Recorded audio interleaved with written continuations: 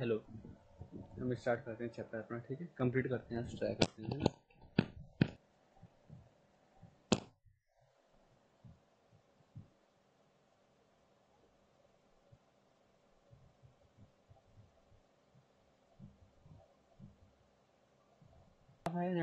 अब है नया टॉपिक हमारा प्रोटोप्लाज्म। क्या है हमारा नया टॉपिक? प्रोटोप्लाज्म। सर किसे कहते हैं प्रोटोप्लाज्म? तो इसके कुछ टर्म्स हैं जो बायोलॉजिस्ट यूज करते हैं। तो कहते हैं तो biologist have been using the term protoplasm for long time. Biologist काफी लंबे टाइम से वर्ड यूज करते आ रहे हैं, काफी लंबे टाइम से वर्ड यूज करते आ रहे हैं, ठीक है। तो क्या मतलब उनका? By this they mean the living substances in an organism. उनका मतलब है प्रोटोप्लाज्म मतलब क्या? प्रोटोप्लाज्म मतलब वो सब कुछ जो लिविंग है किसी भी ऑर्गेनिज्म के अंदर, वो सब कुछ जो लिविंग है, वो सब कुछ जो लिविंग है एक ऑर्गेनिज्म के अंदर। नहीं, ऑर्गेनिज्म तो लिविंग है ही है, उसको छोड़ो। ऑर्गेनिज्म के अंदर जो ऑर्गेनिज्म जिन जिन सब्सटेंसेस से बना हुआ है, तो उनमें कौन कौन से सब्सटेंसेस लिविंग है? जो जो सब्सटेंसेस लिविंग है उन सभी को क्या बोलते हैं? प्रोटोप्लाज्म। सभी को क्या बोलते हैं? प्रोटोप्लाज्म। उन्होंने एक इक्वेशन से डिफाइन करना चाहा कि एक तो हमारी बॉडी के अंदर साइटोप्लाज्म होता है जो लिविंग होता है,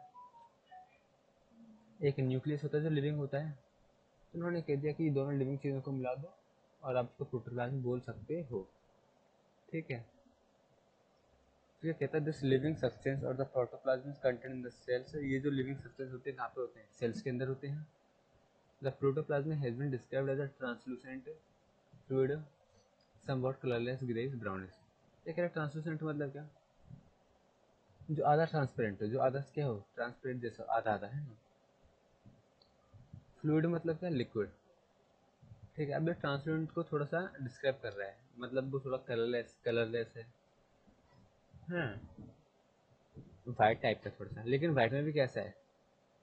थोड़ा ग्रे कलर का भी हो सकता है, थोड़ा ब्राउन कलर का भी हो सकता है, थोड़ा ग्रे कलर का भी हो सकता है, थोड़ा ब्राउन कलर भी हो सकता है। वैसे कोई कलर नहीं है, एकदम सिंपल कलर है, एकदम सिंपल कलर। अगर आपको सोचिए तो कलरलेस का, तो ये तो थोड़ा कलरलेस। आपने कहा कलरलेस कहने का ना, थोड़े बहुत कलर होते हैं, थोड़े बहुत, थोड़ा या तो ग्रे होगा या फिर थोड़ा ब्राउनिश होगा। The chemical composition of protoplasm is very complex. Chemical composition अगर हम प्रोटोप्लाज्म का देखें, मतलब प्रोटोप्लाज्म जो बनता है, तो अगर केमिकल कंपोजिशन देखें तो वो काफ़ी कॉम्प्लेक्स होता है। It varies a little from one cell to another. हर सेल के अंदर इसका जो कंपोजिशन का तरीका होता है वो थोड़ा चेंज करता रहता है। Although the common elements included in the high composition of protoplasm such as carbon, hydrogen, oxygen, nitrogen, sulfur, iron and phosphorus same in all cells। वो कह रहा है फिर भी अगर आप कुछ कॉमन चीज़ें निकालना चाहोगे कंपोजिशन में, तो कुछ एलिमेंट्स कॉमन है, कुछ एलिमेंट्स कॉमन है जो हर सेल्स में होते हैं, हर सेल्स में होते हैं। जहाँ जहाँ प्रोटोप्लाज्म होता है वहाँ वही होते हैं, जैसे कि carbon, hydrogen, oxygen, nitrogen, sulphur, iron and phosphorus, है ना। These elements are in the form of specific compound. Sir ये सारे एलिमेंट्स होते हैं ओपनली नहीं होते, एक कंपाउंड की फॉर्म में होते हैं। कंपाउंड मतलब पता है ना, जो मिक्सचर जो एटम्स होते हैं उनको बोलते हैं। जैसे वाटर हो गया, वाटर के फॉर्म में होगा। हाइड्रोजन ऑक्सीजन आपको ऐसे मिलेंगे, हाइड्रोजन अलग ऑक्सीजन अलग। H2O आपको कंबाइंड फॉर्मेट में मिलेगा, H2O पूरे कंपाउंड मिलेगा आपको, ठीक है। वाटर हो गया, water, protein, carbohydrates, fats, mineral salts etcetera. तो एमसीक्यू बन सकता है कि जितने भी आपको जो एलिमेंट्स मिलेंगे, क्या आपको इंडिपेंडेंटली मिलेंगे या फिर कंपाउंड फॉर्मेट में मिलेंगे? ये आपको कंपाउंड फॉर्म में मिलेंगे, इंडिपेंडेंटली नहीं मिलेंगे, कंपाउंड फॉर्म में मिलेंगे, ठीक है। It is also true to say that it is impossible to make an accurate chemical analysis of protoplasm. वो कह रहा है ये भी सच है क्या? ये भी सच है कि अगर आप किसी प्रोटोप्लाज्म का एक्यूरेट केमिकल एनालिसिस करना चाहते हो तब इम्पॉसिबल है, तब इम्पॉसिबल है। सर ऐसा क्यों इम्पॉसिबल क्यों है?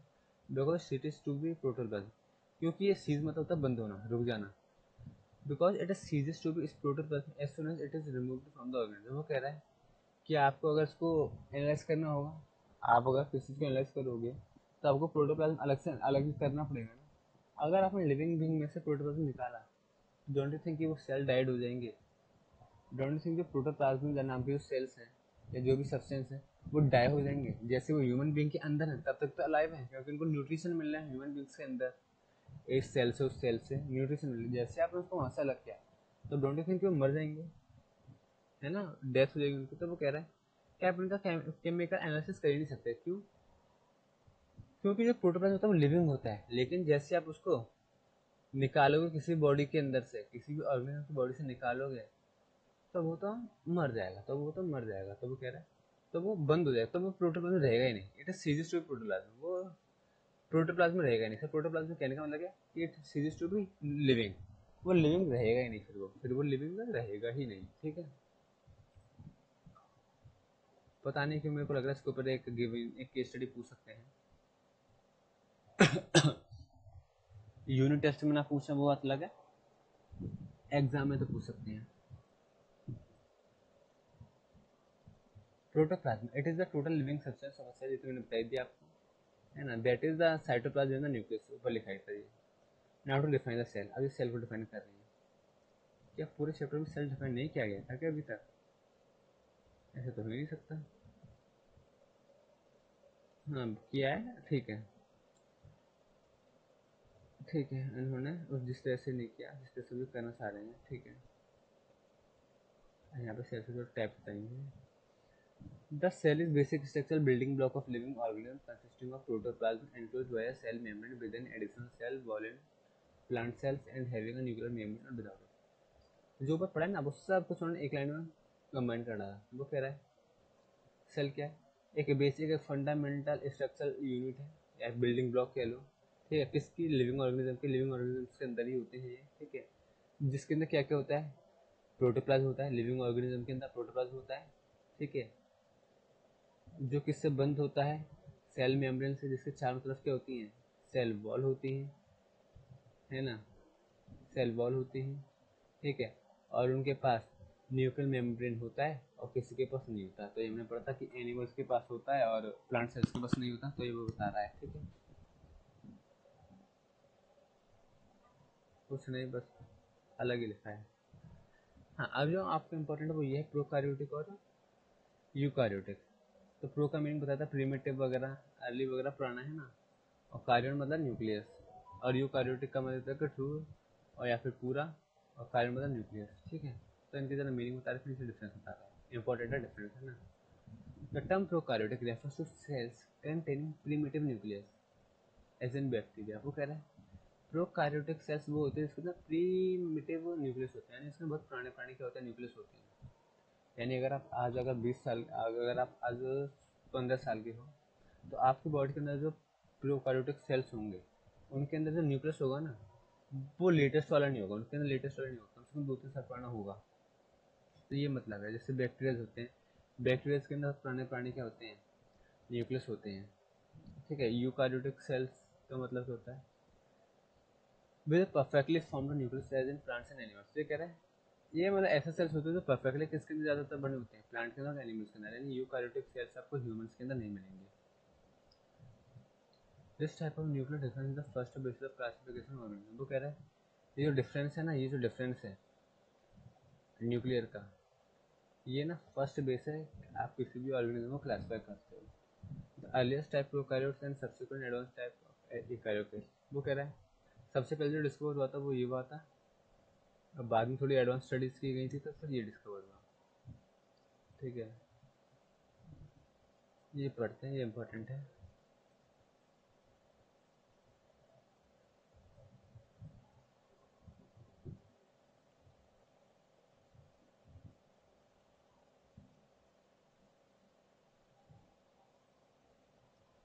प्रोकैरियोटिक सेल और यूकैरियोटिक सेल में डिफरेंस। तो पहले तो कह रहा है कि पहले के अंदर जो न्यूक्लियस होता है वो वेल डिफाइंड नहीं होता, वेल डिफाइंड नहीं होता, यानी कि एक तो वो अच्छे से प्रेजेंट नहीं होता, होता तो बहुत पुराना होता है, ठीक है। लेकिन दूसरे वाले का ना बहुत अच्छे से डिफाइंड होता है, वेल सेटल्ड होता है, इनफैक्ट वेल सेटल्ड होता है इनफैक्ट, है ना। तो ये कह रहा है a single length of only deoxyribonucleic acid, ठीक है। वो कह रहा है प्रोकैरियोटिक सेल क्या होता है, एक सिंगल लेंथ होती है डीएनए की, एक सिंगल होता है कि एक क्या होता है, एक सिंगल डीएनए होता है ना, सिंगल लेंथ का, सिंगल लेंथ के क्या होते हैं डीएनए इसके अंदर होते हैं।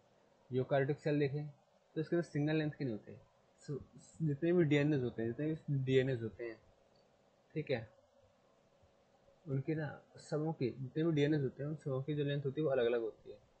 Several lengths of genetic material containing DNA would around certain proteins bound around certain proteins. तो वो क्या कह रहा है, several lengths of genetic material, chromosomes बोल लो आप इसको, containing DNA would bound around certain proteins. वो कह रहा है कि जिस एरिया में प्रोटीन होता है उसके तरफ ना जो डीएनए होते हैं उनकी जो लेंथ होती है वो अलग अलग तरीके की होती है। यानी यहाँ पे एक ही तरह की लेंथ होती है, यहाँ पे डिफरेंट डिफरेंट लेंथ होती है। ये हमने पहले आई थिंक पढ़ चुका है कि प्रोकार्योटिक सेल्स के अंदर छोटे छोटे राइबोसोम्स होते हैं और बहुत कम भी होते हैं, और यहाँ पे बड़े बड़े राइबोसोम्स होते हैं। इनके अंदर कोई सेल ऑर्गेनल्स नहीं होते हैं, इनके अंदर होते हैं जो पढ़े थे, मिटोकॉन्ड्रिया, एंडोप्लास्टिक रेटिकुलम, क्लोरोप्लास्ट, है ना, क्रोमोप्लास्ट वगैरह जो हमने पढ़े थे सारे यूकार्योटिक सेल्स के टाइप थे। एग्जाम्पल 4 एग्जाम्पल है, इजी है याद करना, ठीक है। कुछ एग्जाम्पल है देखे उनके, बैक्टीरिया, ब्लू ग्रीन एल्गी, ठीक है, एल्गी बोलते हैं इसको, ठीक है, एल्गी, यहाँ पे यूग्लिना, अमीबा, और जितने प्लांट्स एंड एनिमल्स हैं वो, ठीक है। यानी इसके अंदर कौन से आते हैं, इसके अंदर वही लोग आएंगे जो सिंगल सेल से बने होते हैं basically.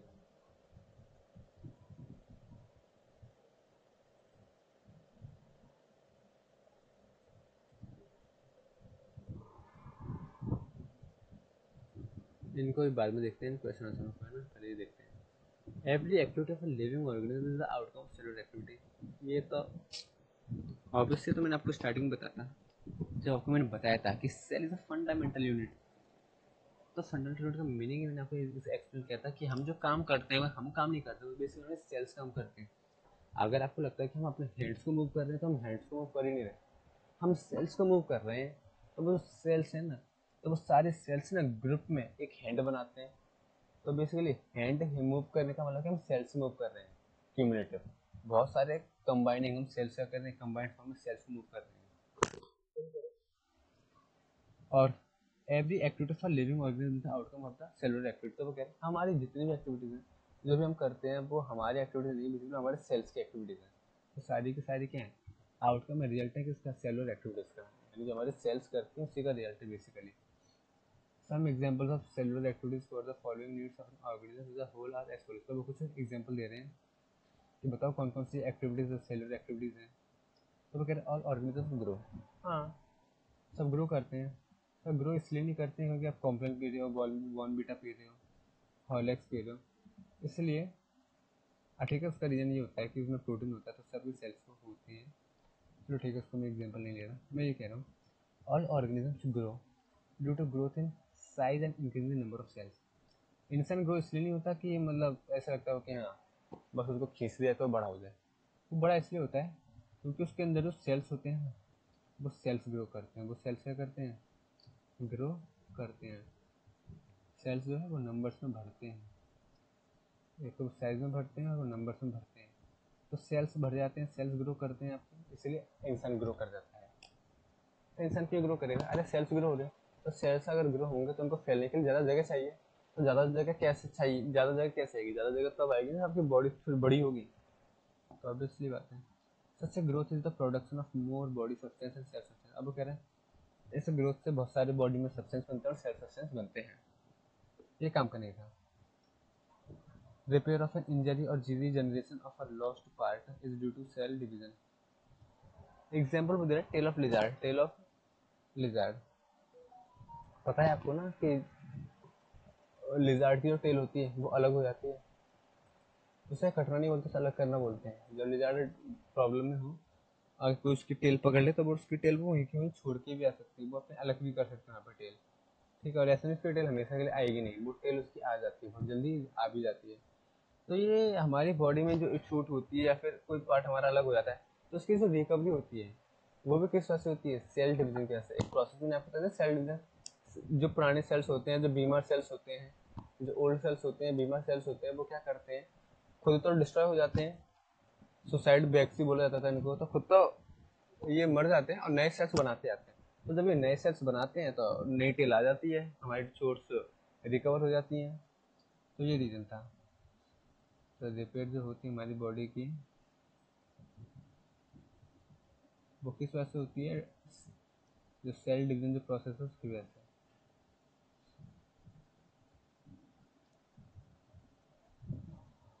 Movement of the body is due to contractility of the cells और सेलुलर पार्ट्स। वो हमारी बॉडी में जो मूवमेंट होते हैं वो किस वजह से होते हैं? हमारे सेल्स के बीच में या सेलुलर जो पार्ट्स होते हैं उनके बीच में जो कॉन्ट्रैक्टिलिटी होती है उसकी वजह से, है ना। जैसे एग्जांपल दे रहे हैं, एनिमल वॉक करते हैं, रन करते हैं, जंप करते हैं, स्विम करते हैं, फ्लाई करते हैं, है ना। विधि है तो मसल वो उनके क्योंकि उनके मसल्स कॉन्ट्रैक्ट करते हैं। कॉन्ट्रैक्टिलिटी मतलब क्या होता है? एक एबिलिटी। कॉन्ट्रैक्टिलिटी है ना, इसके अंदर बड़े एक ऐड है हिडन है एबिलिटी। तो कॉन्ट्रैक्टिलिटी मतलब क्या? Ability to contract, ability to contract. Contract मतलब क्या होता है? सिकुड़ना, सेल्स का सिकुड़ना, फिर बाहर आना, फिर सिकुड़ना, फिर बाहर आना, तो उसको बोलते हैं कॉन्ट्रैक्टिलिटी, है ना। Which move the bones.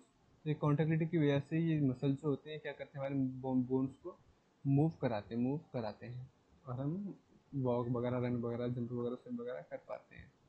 Even the flow of blood in the blood vessels and the passage of food in the gut are the result of muscle cell contraction। वो कह रहा है ये दूर की बात है। आपकी बॉडी में जो आपकी बॉडी में जो ब्लड का फ्लो होता है, ठीक है, फूड का ट्रांसपोर्टेशन जो होता है, वो भी किस वजह से होता है? मसल सेल के कॉन्ट्रैक्शन की वजह से। Feathers which help the birds to fly are also the products of cells।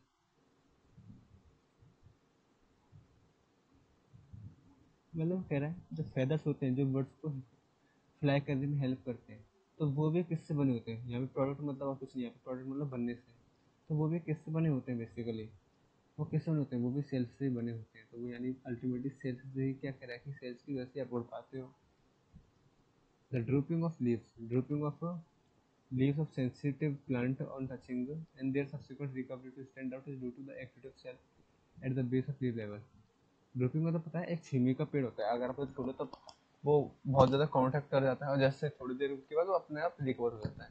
तो वो कहते हैं ये भी जो सब होता है, ड्रूपिंग होती है ना, ऑन टचिंग, है ना, of sensitive plant on touching, अब बाद में द्वार का क्या रिकवरी हो जाना, ये सब क्या है? ये सब उन्हीं सेल्स की वजह से होता है, जो लीव्स के बेस पर जो होते हैं। In plants the bending movements, अब प्लांट्स बेंड करते हैं, आपको बताइए। In plants the bending movements of roots towards water और ग्रेविटी और movements of stems towards the light और away from gravity are activities of cells. तो यहाँ पे भी कुछ मार्क करने के लिए सब कुछ बोला कि जो भी कुछ होता है सब ड्यू टू सेल्स से होता है। Closing of stomata of leaves at night, रात में उनका खाना बनाने का काम बंद कर देना। Opening of petals in the flowers are all due to changes in the water content of their cells. ये थोड़ा अलग है कि यहाँ पे चीज़ होती है वो किससे होती है? सेल्स की वजह से तो होती है, लेकिन सेल्स में क्या? सेल्स में जो वाटर का कंटेंट है ना, वाटर का जो लेवल है वो थोड़ा चेंज हो जाता है, तो इस वजह से ही होता है। यानी सारे वही दिए एग्जाम्पल। तो हमें लिखा होगा due to cells. Feeding and nutrition, feeding and nutrition has many steps and each step is the result of cellular activity. वो कह रहा है फीडिंग मतलब खाना खिलाना, न्यूट्रिशन है ना, तो खाना खिलाना, न्यूट्रिशन के जो है ना बहुत सारे स्टेप्स होते हैं, हर स्टेप ना सेलुलर एक्टिविटीज का रिजल्ट है। ठीक है, देखता हूँ क्या कैंसर है। तो सेंसरी सेल्स होते हैं, सेंसरी सेल्स होते हैं जो हमें सेंस करने में हेल्प करते हैं। सेंसरी सेल्स मतलब कि जो हमें सेंस करने में हेल्प करते हैं, जो हमारे टंग के सेल्स हो गए, है ना, हमारे स्किन के सेल्स हो गए, हमारे आँखों के सेल्स हो गए, ईयर के सेल्स हो गए, तो वो सारे सेंसरी सेल्स यूज कर रहा है। तो सेंसरी सेल जो टंग पे हमारे, वो क्या करते हैं? वो टेस्ट करते हैं फूड को, बिल्कुल। And muscle cells of the jaws end of the tongue help in chewing the swelling. ठीक है, बिल्कुल सही लिखा होगा, तो समझाना नहीं यहाँ पे। The cells of the digestive gland secrete enzymes to digest food. वो कह रहा है जो हमारा डाइजेस्टिव ग्लैंड होता है वो क्या करता है? बहुत सारे एंजाइम्स छोड़ता है। सीक्रेट मतलब होता है निकालना, सीक्रेट मतलब क्या होता है? यहाँ पे ये वाला सीक्रेट जो लिखा हुआ है इसका मतलब निकालना। तो बहुत सारे एंजाइम्स से निकालते हैं, सब वो एंजाइम्स क्या करते हैं? वो एंजाइम्स हेल्प करते हैं फूड को डाइजेस्ट। ठीक है, यानी ये भी जो काम करे वो कौन कर रहा है? सेल ही कर रहा है, लिखा हुआ ना सेल्स ऑफ डाइजेस्टिव ग्लैंड। जो सेल्स होते हैं वही क्या करते हैं? वही एंजाइम्स निकालते हैं ताकि हम अपना खाना डाइजेस्ट कर पाएँ। फिर कह रहा है cells of inner lining of the intestine, जो हमारा इंस्टेंटाइन होता है जहाँ से खाना पास होता है, वो क्या करता है, वो डाइजेस्टेड फूड को एब्जॉर्ब कर लेता है, यानी ये भी काम कौन कर रहा है, सेल ही कर रहे हैं। Extra food is stored as a fat in fat cells, ज़्यादा खाना होता है वो fat as a fat fat cells में रख लिया जाता है, यानी वो भी कहाँ पे रखा जाता है, सेल्स में रखा जाता है। And as a glucose in glycogen in liver cells, और एज अ ग्लूकोज कहाँ पे रखा जाता है, लिवर सेल्स में, यानी सारे काम सेल्स में ही हो रहे हैं। तो वो क्या रहा है, सेल सेल सेल। तो कुछ इस तरह के सेल्स आपको बताए गए हैं। एक सेल है डाइजेस्टिव ग्लैंड, जो क्या करता है, एंजाइम सीक्रेट करता है फूड डाइजेस्ट करने के लिए। फिर cells of inner lining of intestine की बात की गई है। फिर फैट सेल्स की बात की गई है। फिर लीवर सेल्स की बात की गई है, ठीक है। और यहाँ पे सेंसरी सेल्स की बात की गई है, मसल सेल्स की बात की गई है। ये तो मार्क कराएं, अगर पूछे इस पॉइंट का तो आपको इन सारे सेल्स का लिख के आना पड़ेगा। सर्कुलेशन ब्लड, तो नीचे फ्लूइड आता है, यहाँ पे सर्कुलेशन की बात करें। Circulation of blood and movement of other fluids in the body are through forces set up by contraction of muscle cells of the heart और अदर पार्ट्स में करें। जो सर्कुलेशन होता है ब्लड का, वो किस वजह से होता है, वो कुछ इन फोर्सेस की वजह से होता है। जो फोर्सेस कहाँ से आते हैं, हमारे हार्ट सेल्स के कॉन्टेक्ट होने से, हार्ट सेल्स के कॉन्टेक्ट होने से, यानी ये भी बात नहीं कह रहा। तो ध्यान रखना यहाँ पे कि आप चीज देखोगे, cells of heart, cells of heart, और अदर पार्ट छोड़ देना, इतनी काफी है। Respiratory gases are transported from the lungs to other parts of the body by blood cells. वो कह रहे हैं हम जो गैस वगैरह भी रेस्पिरेट करते हैं ना, तो वो भी इधर से उधर किस वजह से आती है, वो भी इधर से उधर किस वजह से आती है, बाय ब्लड सेल्स। वो भी किस वजह से आती है, by blood cells. The body protects itself, body protects itself, okay, from disease causing germs through certain cells, जिसको क्या बोलते हैं, वाइट ब्लड सेल्स। डब्ल्यूबीसी मतलब क्या, वाइट ब्लड सेल्स। वो कह रहा है हमारी बॉडी होती है ना, वो अपने को खुद को ना कुछ डिजीज से, from disease causing germs through certain cells, फिर डेवोर, डेवोर का मीनिंग लिखो, डेवोर का तो मुझे भी नहीं पता, चेक करो, मैं भी देखता हूँ। बस आप नोट करो, मैं बताता हूँ देख के। D E D E V O D E V O U R, recording चल रही है ना हमारी।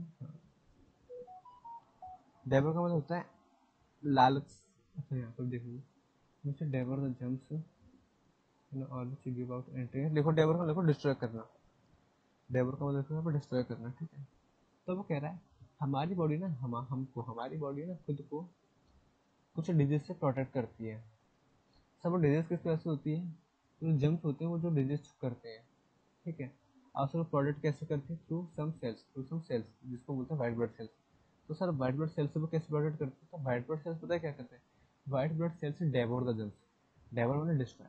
तो वाइट ब्लड सेल्स का तो काम ही है कि वो क्या करे, ऐसे जम्स को क्या करे, ऐसे जम्स को क्या करे, या तो मार दे, या फिर उनको एक एंटीबॉडी प्रोवाइड करे। एंटीबॉडी मतलब क्या, कि जिससे उन बीमारी को असर ही ना पड़े, या फिर एंटीटॉक्सिन्स से जहर निकाले वाइट ब्लड सेल्स से उनको मारने के लिए, या फिर उनको न्यूट्रलाइज करने के लिए, उनका इफेक्ट जीरो करने के लिए। बेसिकली क्या, वाइट ब्लड सेल्स क्या करते हैं, या तो सिंपल से मार देंगे, या फिर आपकी बॉडी को इतना स्ट्रॉन्ग बना देंगे कि उसमें कोई फर्क ही ना हो, या फिर बीमारी को ही न्यूट्रलाइज कर देंगे, बीमारी को ही इफेक्टलेस बना देंगे। कौन, white blood cells.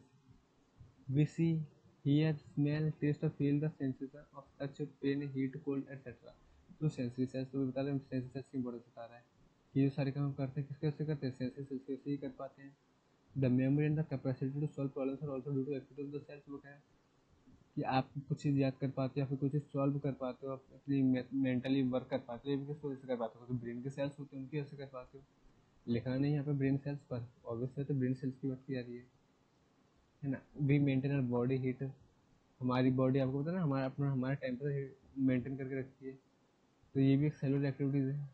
We cool it when it is hot by sweating from cells of the sweat gland in the skin, है ना। तो भी कह रहा है कि अगर हमें अपना टेम्परेचर ठंडा करना होता है तो हम क्या करते हैं, हम स्वेटिंग करते हैं। और अगर हमें ठंड लग रही होती है और गर्मी सही होती है तो हम स्वेटिंग नहीं करते। तो वो कह रहे हैं स्वेटिंग की जो प्रोसेस होती है जो आपको टेम्परेचर कंट्रोल करने में हेल्प करती है, तो स्वेटिंग भी कहाँ से होती है, तो ये भी कुछ सेल्स होते हैं स्वीट ग्लैंड के, तो वो ये काम करते हैं। तो यानी सारे काम कौन करते हैं, सेल्स ही करता है। देखो यहाँ से एमसीक्यू बहुत पूछ सकते हो सेल प्रोडक्ट से कि कौन सा काम कौन करता है। पासिस ऑफ फूड का काम कौन करता है, मसल सेल्स करते हैं। ड्रूपिंग ऑफ लीव्स का काम कौन करते हैं, cells at the base of leaves करते हैं। क्या है, ठीक है। यहाँ पे अगर आपसे पूछ ले कि ये शूटिंग का काम कौन करता है, तो सेल्स ऑफ शूट ग्लैंड्स करते हैं। छोटे छोटे सेल्स के नाम पूछ लेंगे, ठीक है, जो इम्पोर्टेंट है। All organisms produce their young once. हाँ, यानी वो कह रहा है जितने भी ऑर्गेनिजम्स होते हैं उनके सबों के बेबीज होते हैं। हाँ, किसी के एग से होते हैं, किसी के वैसे होते हैं स्पर्म से। तो वो कह इनवर्ट्स हुए, बेबीज इन एनिमल्स हुए, और सीड्स इन प्लांट्स हुए through the activity of cells. तो ये सब भी किसके काम वजह से होते हैं, सेल्स की वजह से ही होते हैं। इन प्लांट्स से absorption of water, in plants जो प्लांट्स होते हैं वो वाटर एब्जॉर्ब करते हैं, ठीक है। न्यूट्रिएंट्स एब्जॉर्ब करते हैं, तो वो भी किस वजह से करते हैं, रूट सेल्स की वजह से, ठीक है। जो स्टेम होती हैं वो खाने को इधर उधर लेके जाती हैं, वाटर को इधर उधर ट्रांसपोर्ट करती हैं, वो किसकी वजह से करती हैं, स्टीम सेल्स की वजह से, स्टीम सेल्स की वजह से। तो यहाँ से पूछा गया है। Light is trapped by the leaf cells containing chloroplast to produce food. पता है लीव्स को लाइट चाहिए होती है, तो वो लाइट कैसे ट्रैप करती है, लाइट को कैसे कैप्चर करती है, तो उसके लिए कुछ लीफ सेल्स होते हैं, वो ये काम करते हैं।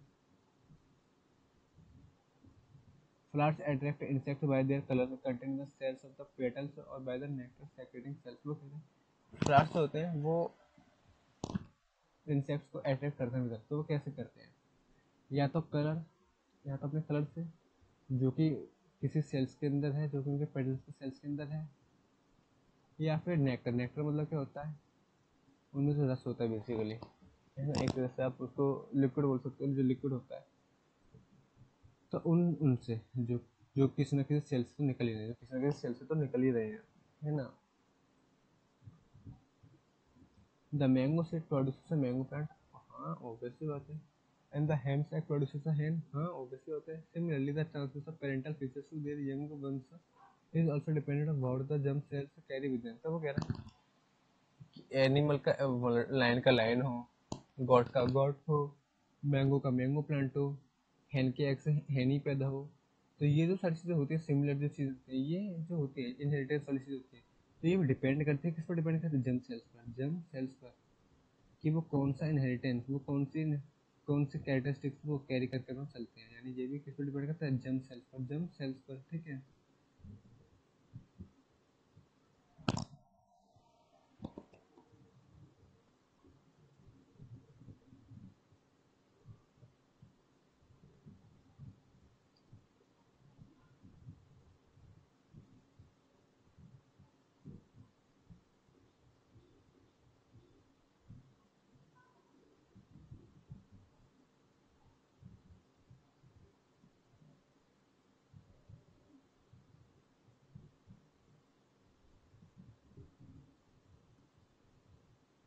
तो ये कह रहा है there is not a single activity, there is not a single activity in the body of an organism which is not carried out by the self. वो कह रहा है हमारे बॉडी में ऐसे कोई भी सिंगल एक्टिविटी नहीं बिना सेल्स की होती हो, यानी जितनी भी होती है सारे सेल्स की वजह से ही होती है। But the cells of course are specialised for particular function, और हर सेल्स वो कह रहा है, लेकिन जो सेल्स है वो सारे स्पेशलाइज्ड है कुछ पर्टिकुलर फंक्शन से करते हैं। इसका मतलब उसमें बस ये कह सारे कि हमारे बॉडी के इतने सारे सेल्स हैं कि हर सेल्स का अलग अलग काम डिफाइंड है।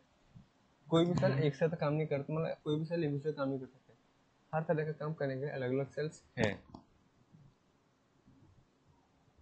ठीक है। अब पूरे चैप्टर आपको होमवर्क में है, मैं भी कुछ नहीं दे रहा और अलग से मार्क नहीं कर रहा, पूरे चैप्टर आपको होमवर्क में है। अब आप बस मुझे ये बता देना व्हाट्सएप पर, इनके क्वेश्चन आपके हो जाएं, ठीक है ना। क्वेश्चन से मतलब मेरा है, से मेरा मतलब है जो बैक में दिए हैं वो तो ठीक है, वो तो ठीक है। जो यहाँ पर प्रोग्रेस चेक दी हुई है, अगर ये आपकी हो जाए,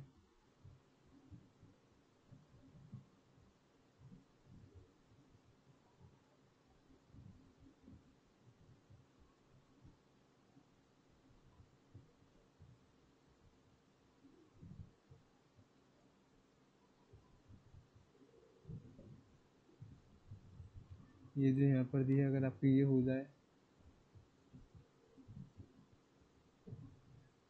है ना, तो मुझे बता देना, ये भी और बैक वाले भी। ठीक है, लाइव में तो अभी डिस्कशन हमारा हो नहीं पाएगा, तो आप कहोगे तो मैं रिकॉर्डेड में कर दूंगा, नहीं तो मैं आंसर्स भेज दूंगा, जैसे मैंने आपको लास्ट क्लास में बोला था कि कोई आंसर नहीं तो मैं मार्क करा कर भेज दूंगा। ठीक है, तो आप मेरे को बता देना व्हाट्सएप पर, तो भेज दूंगा।